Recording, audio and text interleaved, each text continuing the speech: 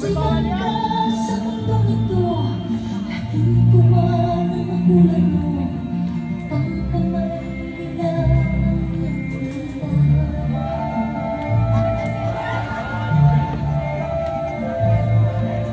At ang nanay at tatay mo'y di malaman ang gagawin na basta di pagtulog mo.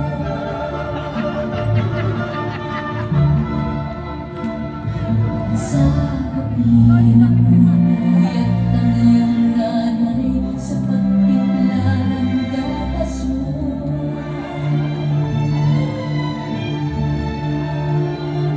At sa umaga na may karang ka ng lumang tuwang-tuwa sa'yo. Nagpapasalamat ako sa Diyos at hindi isinilang ang dalawang bata na galing sa isang babae na irresponsable at makasarili tulad mo. Kung magkakaanak man ako, sisiguraduhin kong magkasama kami sa hirap at ginawa. Hindi ko siya pagpapalit dahil lang sa pera! Ano? Ay, wala ka utang na loob! Ikaw ang sumira ng buhay mo! Ikaw ang sumira ng buhay mo! Ang kapal ng mukha mo! Ang kapal ng mukha mo! Wala kang utang na loob! Ang kapal ng mukha mo! Sana hindi na lang ako naging ina mo. Sana hindi rin kita naging anak. Sana hindi rin kita naging anak. Ngayon, kung iniisip mo hindi mo ako pinili bilang ina mo, sana maisip mo rin na hindi itong buhay na pinili ko para sa inyong mga anak ko. Kung iniisip mo na sana binalik kita sa tiyan ko, sana maisip mo rin na ilang beses kong ginusto na hindi na kayo pinanganak. Para hindi nyo maranasan ang hirap dito sa mundo.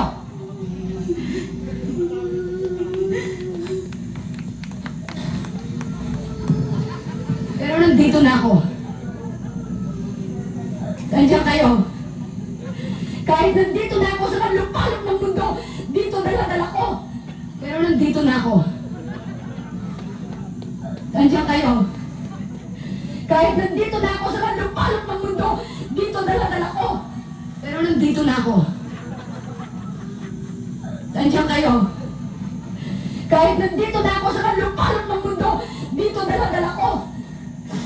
Ang obligasyon ko sa inyo na bigyan kayo ng magandang buhay dahil magulang niyo ako. Hindi mo ako naiintindihan. Hindi ko hinihingi lahat na binigay niyo sa amin. Kayo may gusto na hindi ako. Dahil mahal ko kayo.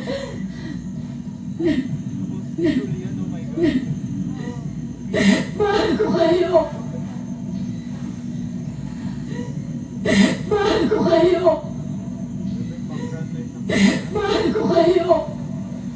Sana, tuwing umiinom ka ng alak, habang inihitit mo ang sigarilyo mo, habang nilulusay mo yung mga pera pinadala ko, sana maisip mo rin, kung ilang pagkain ang bilis kong hindi kainin, para na makapagpadala ko ng malaking pera dito. Sana, habang nakahiga ka na sa kutsyon mo, natutulog, maisip mo rin kung ilang taong kong tiniis ang matulog mag-isa habang nangungulila ako sa yakap ng mga mahal ko. Sana maisip mo kahit konti kung gaano kasakit sa akin ang mag-alaga ng mga bata hindi ko kaano-ano. Samantalang kayo mga anak ko hindi ko man lang kayo mahalagaan. Alam mo ba kung gaano kasakit yun sa isang ina?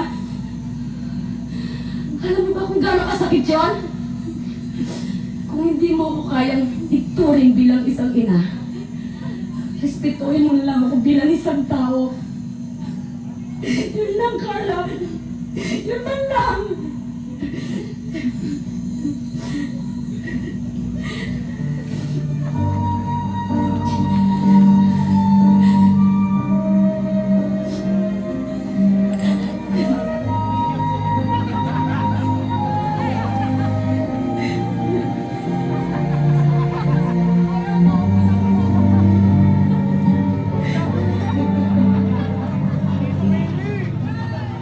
Sige, ikaw lang ang tama sa lahat.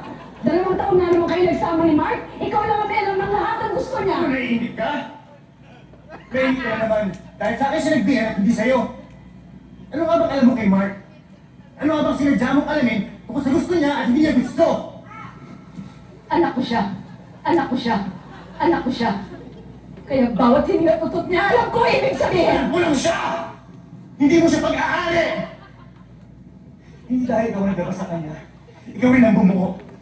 Kung ano man ang naging siya, dahil sa kanya at sa ibang tao naging parte ng buhay niya. At isa ka lang doon, tita! Isa ka lang doon! Kaya hindi lang ikaw may karapatang magmahal sa kanya. Hindi lang sa'yo umikot ang mundo, tita, tita, tita.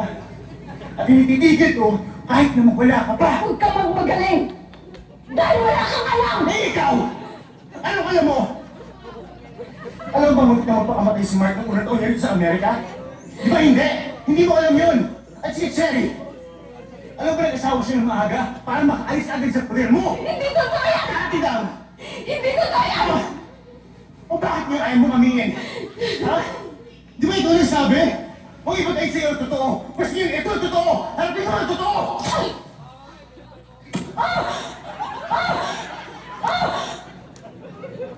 Bastos ka! Bastos ka! Bastos ka! Ang bastos mo! Sinungaling ka pa! Sinungaling ka pa!